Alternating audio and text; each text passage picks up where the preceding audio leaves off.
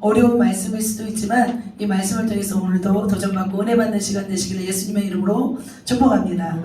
오늘 제목이 뭐라고요? 되십시오.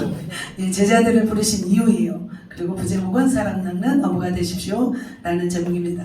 자, 우리 교회 이름이 뭘까요? 우리 교회 이름이 예수 제자교회입니다. 5년 전 저희가 이 교회를 개척했습니다. 근데 5년 전 개척하기 전에 제일 먼저 하는 것이 뭐였냐면 이 교회 이름 짓는 거였어요.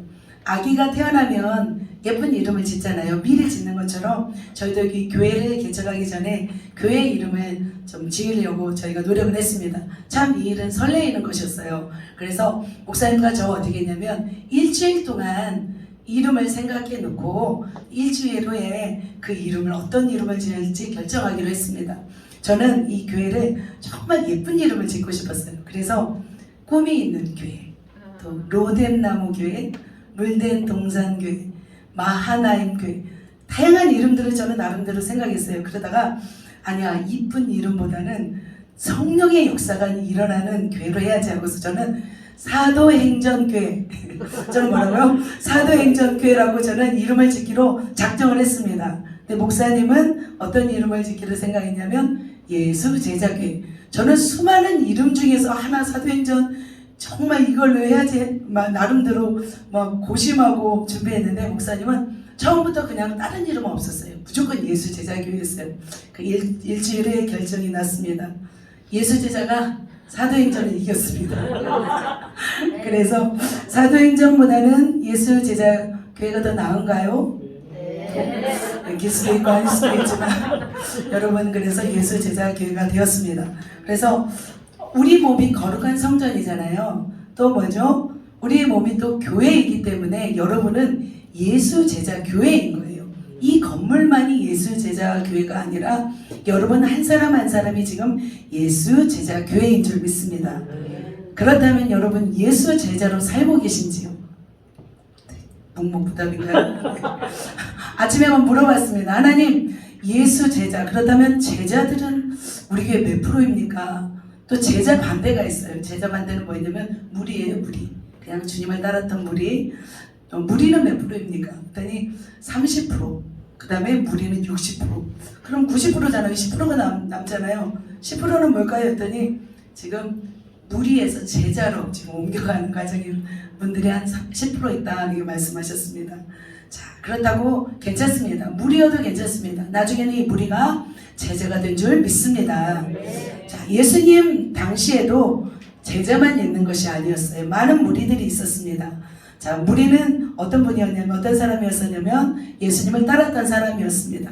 제자는 어떤 사람이었습니까? 예수님을 사랑했고 예수님을 따랐고 예수님 가르침대로 살았던 사람이 바로 제자였습니다. 근데 무리들은 어땠냐면 예수님을 따르면 어때요? 얻어지는 이익을 따라 살았던 사람이었습니다. 무리들은 어떻게 했냐면 결국 예수님을 따르지 않고 배신하고 떠났습니다. 그러면 무리들이 더 많았을까요? 제자들이 더 많았을까요? 무리들이 많았습니다. 자, 어떻게 우리가 무리들이 많았는지 아냐면 벳세다 그 들녘에서 오병이어 사건이 있었잖아요. 어린아이가 그 보리떡 5개와 물고기 2마리를 도시락으로 싸왔을 때 그걸 가지고 몇 명을 먹이셨냐면 5,000명을 먹이셨어요. 남은 광주리가 12광주리였어요. 또 7병이어가 있었어요. 7병이어도 아시나요? 보리떡 7개와 물고기 2마리로 몇 명을 먹이셨냐면 4,000명을 먹이고 남은 그 광주리가 7광주리가 남았어요. 자, 5,000명, 이 4,000명은 어떤 사람이냐면 여자와 어린아이를 제외한 숫자예요. 그렇다면 보통 몇 명 정도가 되냐면 3만 명 정도가 돼요. 3만 명의 무리가 따랐던 거예요. 그런데 이 무리들이 과연 무엇을 원했을까요? 그것은 요한복음 6장에 나와 있더라고요. 심각해졌습니까? 네.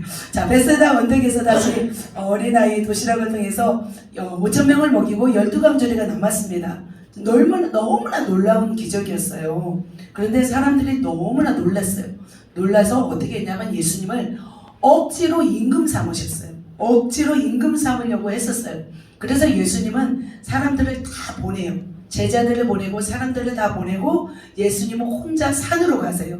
산으로 가서 무엇을 하셨어요? 기도하셨겠죠. 그런데 제자들이 그 가버나움으로 가는 중에 뭘 만나냐면 풍랑을 만나요. 그래서 예수님은 기도하시다가 급하게 바로 갈 수 없잖아요. 배 타고 가면 늦잖아요. 그래서 무리를 걸으셔가지고 그들을 만나서 구해주잖아요. 그래서 베드로도 막 물에 빠지는데 예수님이 구해주는 사건이 그 사건입니다. 자, 주님과 제자들은 가버나움으로 가셨는데 무리들은 어떻게 했을까요? 무리들은 다 집으로 갔을까요? 아니에요. 예수님을 찾으러 다녔어요. 그리고 나서 가버나움에서 이 예수님을 만납니다. 그러면서 무리들이 뭐라고 하냐면 언제 여기까지 오셨습니까? 이렇게 물어보는 거예요. 왜냐하면 무리들은 분명히 봤어요. 예수님이 혼자 산으로 가신 걸 보셨는데 제자들은 배 타고 가셨고 분명히 예수님은 분명히 여기 있을 텐데 언제 어디까지 왔냐고 의아해했던 거예요. 그래서 예수님께 랍비여 언제 여기까지 오셨습니까? 했어요.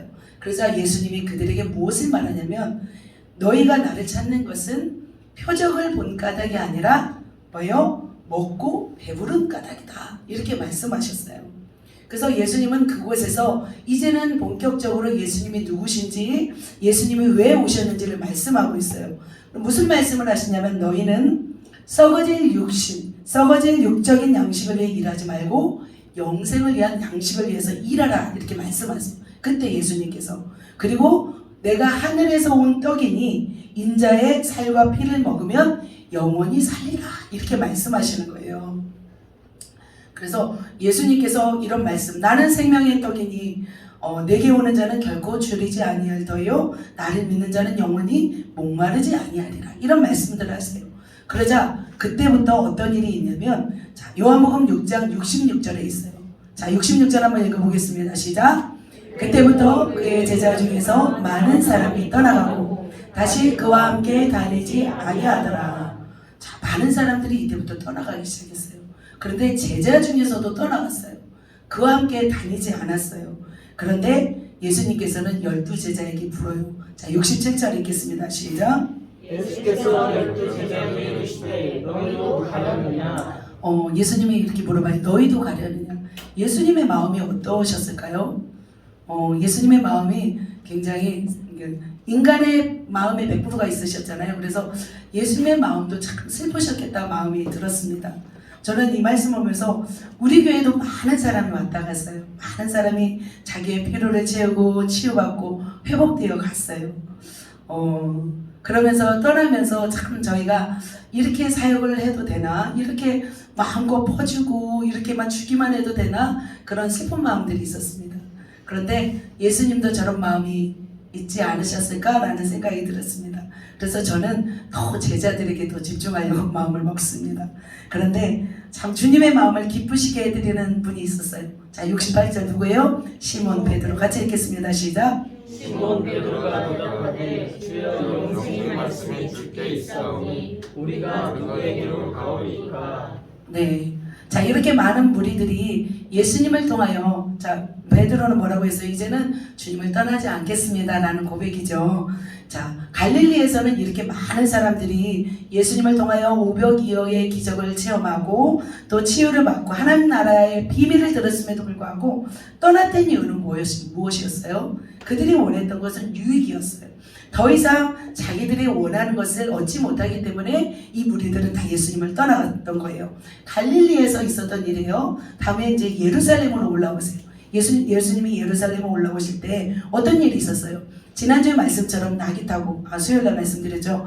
낙이 타고 이 예루살렘에 입성할 때만 해도 사람들은 어떻게 했어요? 예루살렘에 있던 사람들은 다윗의 자손이요 하면서 찬송하면서 소동을 벌이면서 예수님을 높였어요.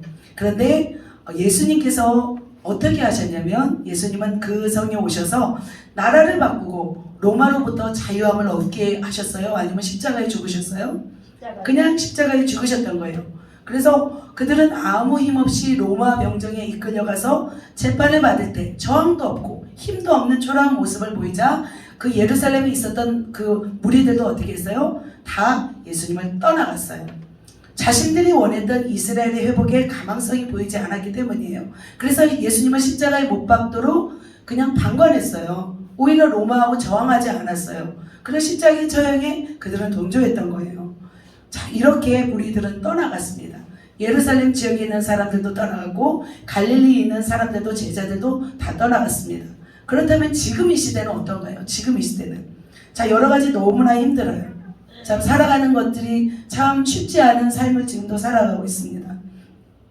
교회를 다녀도 먹고 살기가 힘드니까 그냥 또 교회 다니면 세상 사람들한테 핍박받으니까 교회에 오지 않는 많은 무리들이 있는 것 같아요. 자, 세상에서는 식당 가서 밥을 먹어도 교회 와서는 밥 먹는 것을 사람들이 두려워해요? 두려워하지 않아요? 두려워해요. 자, 그래서 참 지금 시대나 그때 시대나 참 예수님을 통해서 유익을 얻고 나에게 복을 받고 참 자기가 원하는 것을 이룰 때에는 예수님을 따르지만 정작 그러지 않을 때는 예수님을 저버리는 모습을 보게 됩니다.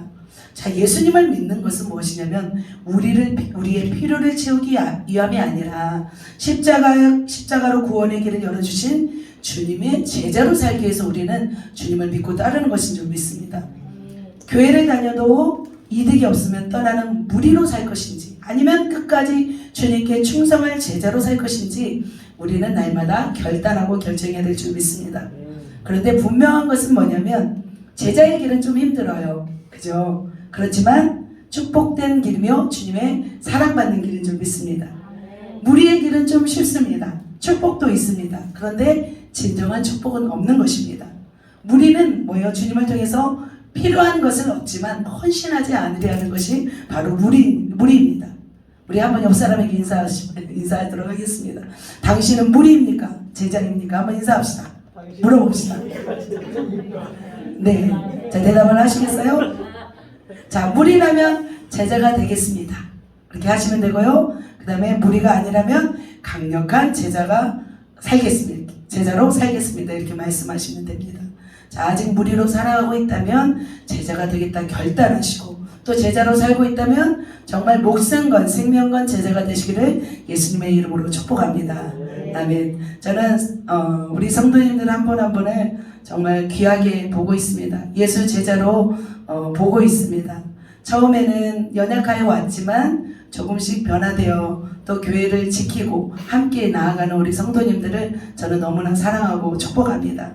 그래서 우리가 끝까지 예수 제자 되셔서 하나님의 축복받는 그런 제자 되시기를 소망합니다. 주님은 오늘 본문 말씀에서 이게 제자와 무리가 오늘 맥심은 아니에요. 왜냐하면 제자가 되겠다고 결심할 때 또 하나님의 들려주시는 말씀이 또 있기 때문입니다. 주님은 오늘 본문 말씀에서 특별히 살아가는 제자 베드로를 비롯하여 야고보, 요한을 또 부르시는 모습을 봅니다. 부르실 때 그들의 반응이 어땠고 제자들을 부르심의 이유가 무엇인지 오늘 살펴볼 것입니다. 오늘 말씀 속에서 깨닫고 결단하는 시간 되시기를 예수님의 이름으로 축복합니다. 아멘. 자, 주님의 제자들을 어떻게 부르셨는지 오늘 살펴보도록 하겠습니다. 말씀은 마태복음 4장 18절 위에 보시면 됩니다. 자, 같이 읽겠습니다. 네, 예수님은 이렇게 찾으셨어요. 갈릴리 변에 다니셨어요. 또 4장 21절 시작. 네, 제가 이 말씀의 포인트만 지금 찍어서 말씀을 드립니다. 주님은 갈릴리 해변을 다니시다가 베드로를 만났습니다. 그리고 거기서 더 가시다가 야고보, 요한을 만난 것입니다. 무슨 말이냐면 예수님은 가만히 있지 않으셨어요. 제자들을 만나기 위해서 수고하신 거예요. 자, 예수님은 어떠셨어요? 헤롯을 피해서 애굽으로 가셔서 어렸을 때 잠시 머물다가 나사렛이라는 갈릴리 지역으로 오셨습니다. 거기서 몇 살까지 계셨냐면 30세까지 아버지 누구예요? 요셉을 도와서 목수일을 하셨습니다. 그리고 30세쯤 되었을 때 예수님은 하나님 나라의 일을 맡길 제자들을 찾아다니셨습니다. 그래서 예수님은 오늘도 제자를 찾기 위해서 제자들이 있는 현장으로 가신 것입니다. 자, 12제자 외에도 더 있었을까요? 예수님의 제자들은? 더 있었습니다. 많은 제자들을 부르시고 그 중에서 12명을 택하셨습니다. 누가복음 10장에 이런 말씀이 있어요. 70인을 따로 세워 둘씩 보내며 전도하라고 하셨습니다. 그리고 오순절 마가다락방에서 120명이 모여서 기도하였습니다. 자, 부활 후에 예수님은 500여 형제에게도 일시에 보이셨다고 성경에 나와 있습니다. 자, 이들도 다 아신다는 것은 뭐예요? 예수님은 분명한 것은 이들을 만나셨고 찾아다니셨고 또 주님을 따라온 사람 중에서 이들을 선택했다는 것입니다. 누가복음 5장에는 좀 더 오늘 이 마태복음 4장의 일들을 좀 더 구체적으로 설명하고 있습니다. 그래서 제자들을 찾아와서 예수님이 하신 일이 구체적으로 나와 있습니다. 자, 이 5장에 보면은 예수님은 갈릴리 게네사렛 호수에 서서 배 주척을 보셨어요. 자, 그 한 배에 오르셨어요. 그리고 육지에서 조금 떼기를 정하시고 무리를 가르치셨어요. 그런데 왜 주님은 시몬 베드로의 배에 타셨을까요? 저는 모든 것에는 우연이 없다고 생각합니다. 주님의 한 말씀 한 말씀이 생명력이 있는 것처럼 주님의 이동하는 모든 것에는 다 의미가 있는 줄 믿습니다. 자, 시몬 베드로의 배에 타셔서 육지에서 떼기를 정하시고 말씀을 가르치셨잖아요. 그런 다음에 시몬 베드로에게 뭐라고 말씀하시냐면 깊은 데로 가서 그물을 내려 고기를 잡으라 말씀하고 있어요. 이건 말이 안 되는 말씀이에요. 왜냐하면 갈릴리 바다의 고도는 낮기 때문에 그곳의 대기 온도는 주변의 산지보다 훨씬 더 따뜻했습니다. 그래서 어떤 대기 요란이 발생합니다. 그리고 북쪽으로부터 뭐가 내려오냐면 헐몬산, 눈 녹은 몰이 내려오기 때문에 고기들은 깊은 곳엔 살지 않았어요. 깊은 곳에는 물이 차가웠기 때문이에요. 고기들은 얕은 물가에서 머물고 있었어요. 그런데 예수님은 어떻게 해요? 지금 깊은 데로 가서 그물을 던지라. 이 말은 기분 상식이 아니었던 거예요. 그런데 주님은 깊은 데로 가서 왜 그물을 던지라고 했을까요? 그곳에 물고기가 많았기 때문이겠죠. 네. 자, 그런데 시몬 베드로가 뭐라냐면 이렇게 말하고 있습니다. 우리가 밤새도록 수고하였어도 잡은 것이 없지만 말씀에 의지하여 그물을 내리리이다. 이렇게 말하고 있어요. 하고 나서 깊은 곳에 그물을 던지게 됩니다. 그런데 어떤 일이 일어났어요? 잡은 것이 쉼이 많아서 그물이 찢어지는 걸 보고 있습니다. 그리고 다른 배에 있었던 사람들을 불러서 도와달라고 합니다. 지금 보이시죠? 그래서 그 배에 물고기를 가득 채우는 것을 봅니다. 자, 물고기 사진을 잠깐 보면 이런 물고기를 잡으셨다고 합니다. 자, 이런 물고기죠. 이런 물고기는 제가 볼 때는 여러분 모를 수 있어요. 망상어나 병어, 붕어는 아닌 것 같고 이렇게 보입니다. 지금도 이런 물고기를 잡아서 그곳에서 많은 사람들에게 대접을 하는 식당들이 있다고 합니다. 그렇게 주님은 그렇게 밤이 맞도록 물고기를 잡지 못하는 베드로에게 놀라운 기적을 보이시며 하신 말씀이 있어요. 뭐라고 하셨냐면 나를 따르라. 뭐라고요? 나를 따르라. 자, 나를 따르라 이 말은 다른 제자들에게도 하신 것을 볼 수 있습니다. 누가복음 5장 27절에 지나가시다가 누구를 만나냐면 세관에 앉아있는 레위를 보십니다. 레위를 보시고도 나를 따르라 하신 거예요. 그러자 레위가 어떻게 해요? 자기 일을 그냥 그대로 두고 주님을 따르잖아요. 그래서 참 주님 한마디 나를 따르라 이 말씀이 정말 그렇게 대단한 말씀이었을까? 저는 어제 좀 의구심이 들었습니다. 그래서 잠시나마 하나님께 기도했어요. 하나님 왜 주님은 나를 따르라 한 말밖에 안 하셨는데 왜 사람들이 이렇게 따랐을까요? 했을 때 주님께서 성령의 감동을 주시더라고요. 뭐라고 하셨냐면 그 한 말씀에 엄청난 영적인 파워가 있었대요. 주님 말씀에는. 그래서 그 한마디는 순복할 수밖에 없는 어마어마한 영적인 힘이 있었다고 하십니다. 우리가 볼 때 그 백부장의 하인을 낫게 하실 때도 백부장이 뭐라고 말씀했어요? 말씀만 하셔도 나을 줄 믿습니다 했어요. 그래서 예수님이 말씀만 하셨잖아요. 근데 낫는 기적이 일어난 것입니다. 자, 마찬가지로 베드로에게 나를 따르라 말씀하셨어도 또 되는데 말씀하셔도 되는데 왜 베드로에게는 친히 기적을 베푸셨을까요? 그렇게 막 물고기를 잡지 않아도 되고 나를 따르라만 했어도 되는데 주님은 이렇게 친히 기적을 베푸셨어요. 이건 뭐냐면 저는 베드로에 대한 특별한 사랑이 아닐까 생각이 들었습니다. 자, 베드로에게는 기적까지 베풀어 주신 걸 보면은 특별히 사랑하시는 제자가 아니었을까라는 생각이 들었습니다. 자, 그렇게 주님은 찾아오셔서 나를 따르라 하시면서 기적을 베푸셨는데 제자들의 반응은 어떠했을까요? 제자들의 반응을 잠시 한번 보겠습니다. 제자들의 반응은 뭐냐면 20절입니다. 오늘 본문 말씀 20절인데 제가 읽겠습니다. 저희가 곧 그물을 버려두고 예수를 쫓으니라. 이렇게 말씀하고 있어요. 베드로와 안드레는 뭐했냐면 하던 일을 내려놓고 따랐어요. 그물을 버려두고 예수님을 쫓았다고 했습니다. 물고기를 잡는 중요한 역할을, 그물은 뭐냐면 물고기를 잡는 중요한 역할을 하는 거예요. 그것을 내려놓는다는 것은 사실 쉬운 일이 아닙니다. 자, 누가복음의 5장 11절에도 이런 말씀이 있습니다. 같이 한번 읽겠습니다. 시작. 모든 것을 버려두고 예수를 따르니라. 자, 예수를 따랐대요. 베드로와 안드레는 어떻게 했을까요? 식구들에게 잘 부탁했을 수도 있고, 부탁하고 떠날 수도 있고, 아니면 식구들이 떠나지 말라고 하는데도 뿌리치고 떠날 수도 있었습니다. 자, 그것도 남자 2명이에요. 남자 형제 둘이 가정에서 떠난다면 그 당시로는 굉장히 쉽지 않은 일이에요. 안드레와 베드로가 뭐 대학을 가기 위해서 떠난 것도 아니고 직장을 찾아 떠난 것도 아니고 그저 랍비, 선지자를 믿고 집 떠나서 사는 일인데 집에서는 과연 좋아했냐 이거예요. 그러나 그들은 예수님의 부르심에 저항하지 않고 따른 것인 줄 믿습니다. 여러분도 따르시겠습니까? 여러분도 따를 수 있겠습니까? 쉽죠. 너무 쉽죠. 다른 게 그냥 홀가분하잖아요. 다 그냥 팽개치고 이렇게 가면 되니까. 그럼 쉬운 것만은 아닌 것 같아요. 자, 주님을 따르기 위해서는 우리의 크고 작은 것들을 내려놓아야 될 줄 믿습니다. 자, 어떤 일이 있을까요? 열심히 중요한 일을 하고 있는데 지금 기도해라, 지금 전도해라 하시면 어떻게 해요? 순종하는 것이 바로 주님의 제자인 줄 믿습니다. 또 열심히 직장에서 일하다가 승진해서 이제 막 정말 승승장구하고 있는데 너는 이제 직장을 내려놓고 주의 일을 해라 하시면 어떻게 하시겠습니까? 그만두고 주님의 일을 하는 자가 바로 주님의 제자인 줄 믿습니다.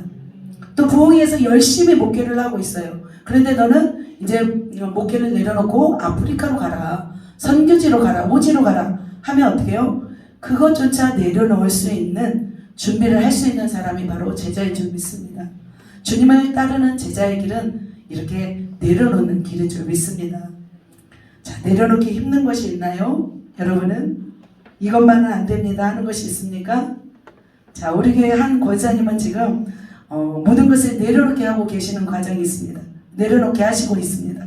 그래서 교회 근처로 이사 와서 주님의 일할 준비를 하고 있습니다. 기도하는데 뭐라고 하시냐면 너는 이제 주의 일을 해라 이렇게 말씀하셨다고 합니다. 그래서 주님은 어떤 일을 하시냐면 모든 일들을 지금 일사천리로 해결하고 계세요. 그래서 저도 뭔가 주님이 우리 권사님을 통해서 무슨 일을 하실까 이제 저는 기대가 되고 또 소망하게 되었습니다. 자, 이렇게 내려놓고 떠났습니다. 자, 한술 더 떴습니다. 제자들은 또 어떻게 또 주님을 따랐는지 마태복음 4장 22절입니다. 자, 같이 한번 읽겠습니다. 시작. 아버지를 버려두고 예수를 따르니. 자, 이제는 그물을 버렸잖아요. 이제는 또 뭘 버려요? 배와 아버지를 버립니다. 자, 야고보 요한은 아버지를 도와 어부일을 했던 사람입니다. 그 당시 배를 가지고 물고기를 잡는 나름대로 부자였습니다. 자, 대부분이 그때 그 당시에는 목축업이었잖아요. 농사를 짓고. 하지만 이 배를 운영하는 것은 그 지역에서는 힘이 있는 거예요. 우리는 그렇게 크게 안 봤잖아요. 지금 시대보다 선박을 만드는 기술이 부족했어요. 지금도 섬에 사시는 분들이 다 배가 있지 않아요. 나름대로 재력이 있는 사람, 힘이 있는 사람이 배를 가지고 있어요. 세베대의 가족, 야고보 요한의 가족도 배를 운영했다면 나름대로 힘이 있는 가정이었으리라 추측합니다. 제가 한번 그래서 배값이 얼마인지 한번 찾아보았습니다. 자, 조각배 보이시죠? 이 작은 조각배가 600만 원입니다. 저 밑에는 610 얼마입니다. 자, 그 다음 개인용 낚싯배 저게 4천만 원입니다. 여러분 자가용보다 비싸요. 3톤 어선 이게 5천만 원입니다. 자, 4, 5톤이 넘는 가격, 거의 5톤에서 10톤까지는 거의 1억이 가까이 돼요. 그리고 쾌속선 저희가 탔던 배예요. 저희 서거차도에서 진도까지 가기 위해서는 저 배를 탔습니다. 저게 35분. 엄청 빨라요. 저 배를 탔습니다. 또 이 배는 가격을 알 수 없어요. 1970년대. 그래서 언제 꺼질지 몰라서 항상 두려움과 떨림으로 탔던 배입니다. 자, 이런 배의 사진들 있습니다. 자, 그 당시는 더 비쌌겠죠. 그 다음에 뭘까요? 없네요. 자, 그 당시는 더 비쌌을 거예요. 물론 아버지 재산이지만 공동소유라고 볼 수 있어요. 그래서 뱃일을 혼자 할 수 없거든요. 같이 해야 되기 때문에 이 아들들은 동업자인 거예요. 그런데 야고보 요한은 이 배를 어떻게 했어요? 내려놓고 주님을 따른 것입니다. 얼마든지 먹고 살 수 있는 배를 버린다는 것은 나름대로 큰 결단인 줄 믿습니다. 자, 배를 버렸어요. 그 다음에 또 뭘 버렸어요? 죄송합니다, 우리 아버님. 우리 아버지를 버린다는 것은 더 큰 결정이에요. 왜냐하면 세상적으로 보면 불효자예요. 욕도 하잖아요. 그런 자식이라고 말도 하고 있습니다. 자, 세베대는 누구이냐면 배의 주인이었고 선장이었습니다. 선박 일을 하는 사람은 거센 파도를 이길 수 있는 강력한 사람이었어요. 그래서 아무나 배를 가지고 바다에 나가지 않아요. 왜냐하면 갑작스러운 태풍이 일어나면 혼자서 감당하기가 어렵기 때문이에요. 그래서 그 야고보 요한은 아버지에게 있어서 굉장히 소중한 사람들이었던 거예요. 그 자녀들이 없으면 또 인물을 사서 그 일을 하려면 또 상을 내야 되기 때문에 경제적으로 손상이었습니다. 그래서 그 아버지를 놓고 주님을 따른 것은 나름대로 대단한 결정인 줄 믿습니다. 그런데 재미있는 것은 뭐냐면 이 세베대의 아내가 살로메잖아요. 살로메가 나중에 예수님을 찾아와요. 뭐라고 해요? 우리 아들을 달라고 했을까요? 아니에요. 잘 키워주세요. 이렇게 했어요. 뭐냐면 살로메, 세베대의 아내는 권력 욕심이 있었어요. 그래서 아들들을 성공시키고 싶었어요. 나중에 예수님이 유명해지니까 어떻게 했어요? 예수님을 찾아와서 당신의 나라가 세워지거든 내 아들들을 한 명은 우편에 한 명은 좌편에 앉게 해달라고 하는 거예요. 자, 우리의 아들, 이 야고보 요한 천둥의 아들이라는 별명을 가진 이들은 자기 자신의 소유했던 모든 것을 의지했던 아버지조차도 내려놓고 주님을 따른 것입니다. 숙연해지시죠? 네. 자, 지금도 그래요. 소유가 있는 사람이나 없는 사람이나 주님을 따르는 건 쉽지 않아요. 소유가 있는 사람은 잃어버리고 싶지 않아서 주님을 따르지 않아요. 소유가 없는 사람은 어때요? 뭐라도 소유하고 싶어서 주님을 따르지 않습니다. 그래도 뭔가 소유가 있는 사람이 주님을 따르기가 좀 더 어려운 것 같아요. 그렇다면 여러분도 모든 재산과 모든 인간적인 의지할 대상을 내려놓고 주님을 따를 수 있겠습니까? 주님을 의지할 때 하나님은 어떻게 하시냐면 우리에게 놀라운 역사를 이루실 줄 믿습니다. 주님이 시험하십니다. 주님이 여러분이 정말 주님을 사랑하는지 돈을 사랑하는지 아니면 정말 사람을 의지하는지 하나님을 의지하는지 시험해보면 다 나와버려요. 그래서 우리는 어떻게 해야 되냐면 우리가 주님보다 더 사랑하는 것 우리가 주님보다 더 의지하는 것을 뿌리째 다 뽑아버리고 주님의 제자들처럼 온전히 주님만 따르는 멋진 주님의 제자가 되시기를 예수님의 이름으로 축복합니다. 아멘. 자, 그렇다면 주님은 왜 인간적으로 이렇게 가족들을 힘들게 하면서까지 제자들을 왜 부르셨을까요? 그죠? 왜 주님은 이렇게 부르셨을까? 제자들을. 그것은 바로 뭐냐면 지옥 가는 영혼들을 구원해내기 위해서입니다. 그래서 뭐라고 하냐면 사람 낚는 어부가 되게 하려고 부르신 것입니다. 말씀 한번 같이 읽겠습니다. 마태복음 4장 19절 같이 읽겠습니다. 시작. 말씀하시되 나를 따라오라 내가 너희를 사람을 낚는 어부가 되게 하리라 하시니 이렇게 말씀하셨어요. 주님은 제자들을 왜 부르셨냐면 사람을 낚는 어부로 살게 하기 위해서 부르신 것입니다. 저와 여러분을 사람을 낚는 어부로 부르신 거예요. 우리의 관심이 뭐여야 되냐면 영혼이어야 되고 우리의 관심이 사람이어야 될 줄 믿습니다. 지옥으로 끌려갈 영혼들을 누군가 구원해내야 되잖아요. 그래서 주님은 특별히 제자들을 부르신 것입니다. 사람 낚는 어부로, 사람 낚는 낚시꾼으로 부르신 것입니다. 저희도 참 낚시를 했습니다. 잠깐 같이 한번 어부 어떻게 낚시하는지 한번 보도록 하겠습니다. 자, 낚시하는 아이들이 있습니다. 참 그 아이들도 이제는 낚시를 해요. 아이들도 영혼을 구원할 수 있습니다. 또 위험합니다. 왜냐하면 영적 전쟁이 있기 때문이에요. 전도를 한다는 것은 영혼을 낚는 것은 쉽지 않습니다. 자, 목사님이시죠? 학꽁치, 맛있는 학꽁치를 낚시했습니다. 또 아버지와 아들이 또 물고기를 잡았습니다. 자, 그리고 험한 갯바위에서 또 낚시하는 모습도 여기서 큰일 날 뻔하셨다고 하셨습니다. 자, 그리고 꼬마 어부입니다. 여러분은 어떤 어부가 되겠습니까? 여러분도 물고기를 낚는 그런 어부가 되어야 될 줄 믿습니다. 자, 남편 목사님이 섬에서 잠시 낚시에 눈이 팔려 있을 때 저와의 관계가 좀 찜찜했어요. 굉장히 하루 온종일 낚시하러 간 적도 있었습니다. 낚시하러 가다가 사고도 나기도 했습니다. 그런데 낚시를 하면서 배운 것이 있어요. 물고기를 낚는 어부와 사람을 낚는 어부를 잠시 이제 비교해 분석해 보겠습니다. 낚시하는 사람의 눈에는 오직 뭐만 보이냐면 물고기만 보여요. 그리고 사람을 낚는 어부의 눈에는 뭐가 보이냐면 오직 지옥 갈 영혼이 보인 적 있습니다. 낚시를 잘하기 위해서는 뭐냐면 돈을 많이 들여서 좋은 낚싯대를 구입합니다. 그리고 물고기를 연구하고 물고기가 좋아하는 밑밥을 구매합니다. 그리고 많은 시간을 들여서 이 낚시하는 연습을 하게 됩니다.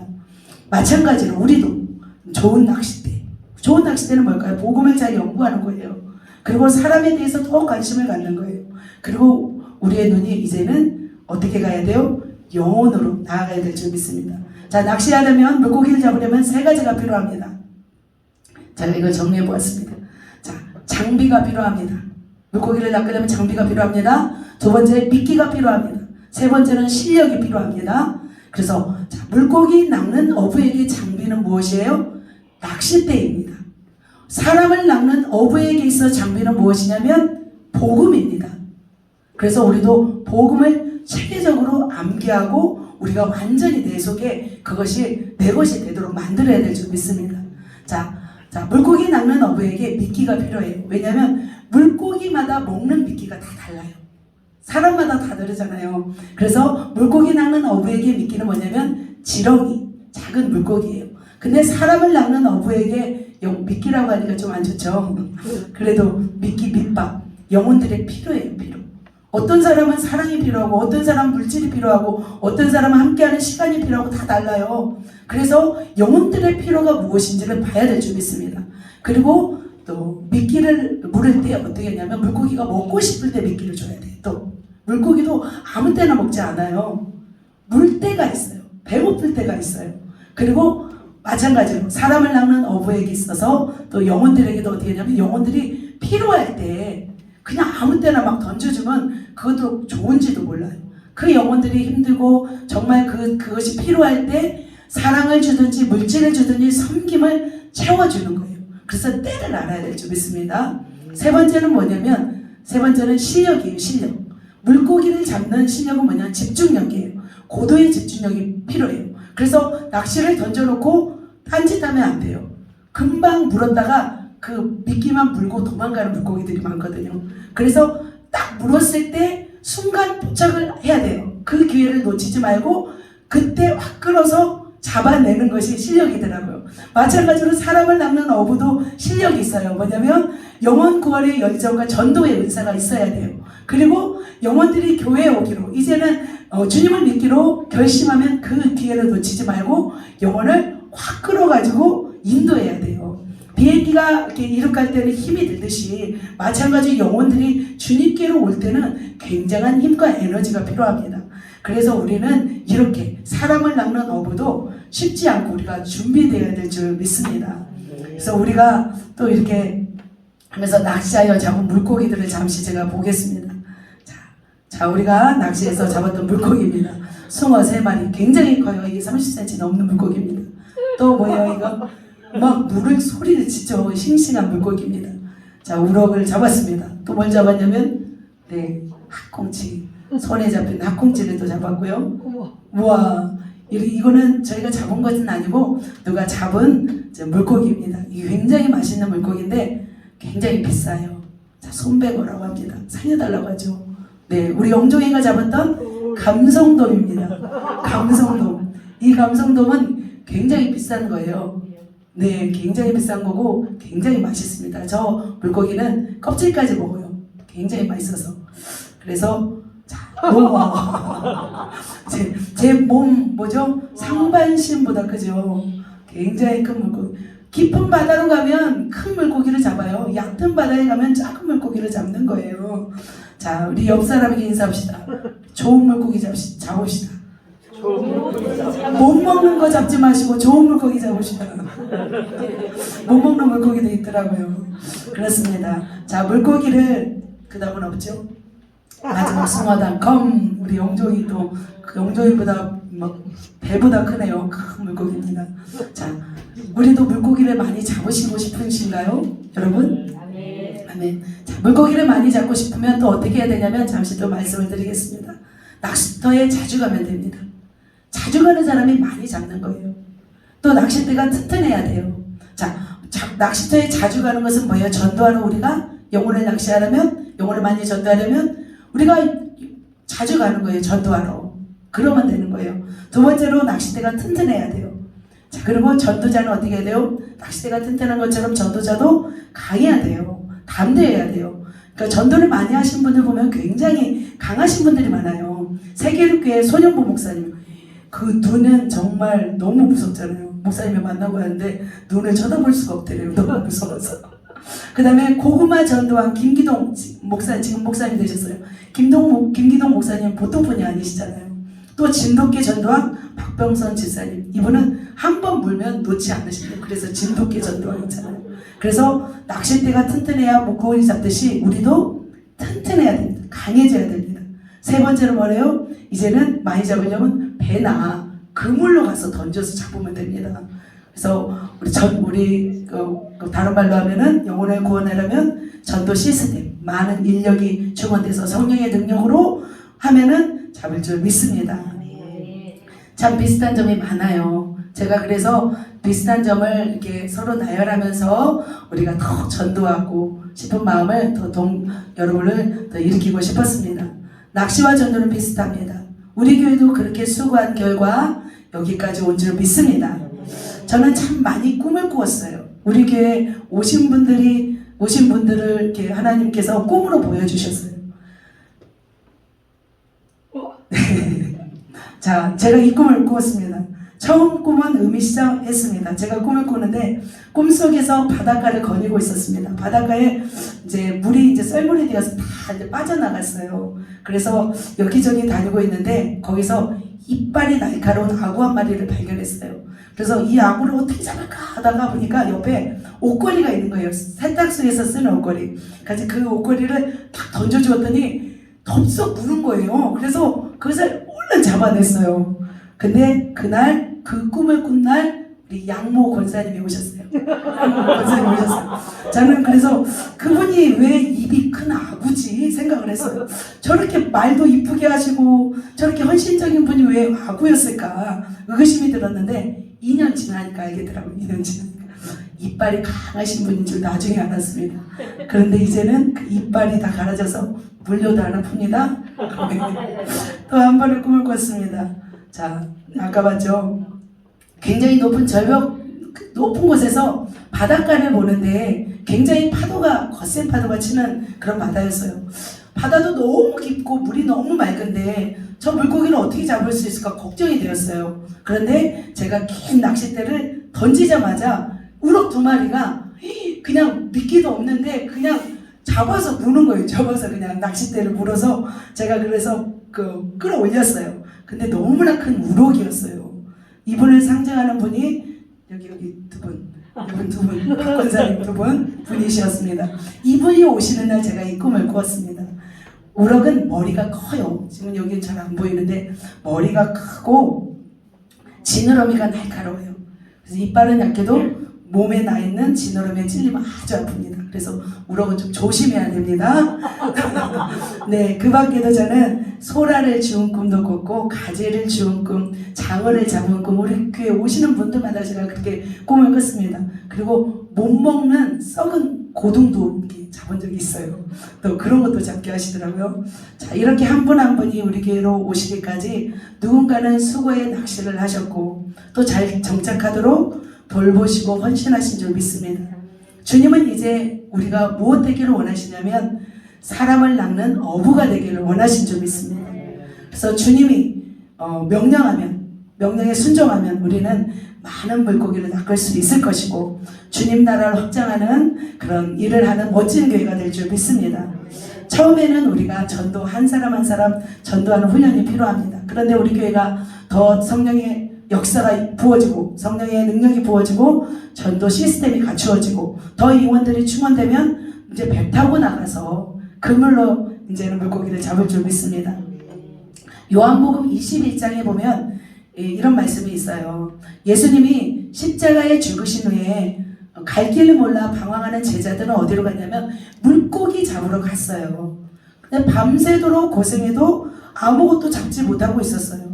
근데 날이 새어갈 때쯤에 예수님이 부활하신 예수님이 나타나셨어요. 그러시면서 뭐라고 말씀하셨냐면 내 오른편에 던지라. 그러면 잡으리라 하셨어요. 그러자 그들이 오른편에 그물을 던졌어요. 그러자 물고기가 많아서 그물을 들을 수가 없었어요. 그때 잡은 물고기가 몇 마리였냐면 153마리였어요. 마찬가지로 예수님이 도와주시면 가능한 줄 믿습니다. 예수님이 도와주시면 우리가 사람을 낚는 어부가 될 줄 믿습니다. 또 사도행전 2장 41절 같이 한번 읽겠습니다. 시작. 그 말을 받은 사람들은 세례를 받음에 이날의 신도의 수가 3천이나 더하더라. 4장 4절 한번 읽겠습니다. 시작. 말씀을 들은 사람 중에 믿는 자가 많으니 남자의 수가 약 5천이나 되더라. 네, 누가 설교하셨을 때 이렇게 되었냐면 사도 베드로가 설교하셨을 때 3,000명이 구원받았어요. 그리고 또요 남자만 5,000명이 구원받는 역사가 있었어요. 베드로 사도께서 초대교회 모든 120명 문도가 이제 마가 다락방에서 성령의 역사를 구했잖아요. 성령의 불을 받았잖아요. 그때 불을 받고 능력을 받으니 3,000명, 5,000명씩 회개하고 영혼들을 구원해내는 놀라운 역사가 있는 줄 믿습니다. 마찬가지로 우리도 예수님이 하라면 우리 교회가 힘이 없다고요? 아니에요. 예수님이 하라면 우리도 영혼을 구원해내는 영혼 낚는 어부가 될 줄 믿습니다. 성령의 역사가 일어나면 하나님께 부흥케 하시고 영혼들을 구원해낼 줄 믿습니다. 말씀을 정리하겠습니다. 주님은 우리 교회에 대한 비전이 있습니다. 그 비전은 뭐냐면 우리 교회가 가르치고 전파하고 치유하는 그런 비전이 있습니다. 그런데 치유하고 가르치기 위해서도 어떻게 해야 돼요? 먼저는 데려오는 것이에요. 그래서 주님은 지금 우리 교회가 영혼들에게 복음 전하기를 원하세요. 우리 교회 지금 원하시는 것은 복음 전하는 거예요. 그것이 우리 교회의 사명인 줄 믿습니다. 그리고 우리 모두는 그래서 복음의 종으로 부르신 거예요. 사람 낚는 어부로 부르셨다는 거예요. 마지막 때가 가까울수록 하나님께서 뭐라고 말씀하시냐면 우리가 예를 뭐냐면 영혼 사랑하라고 하셨어요.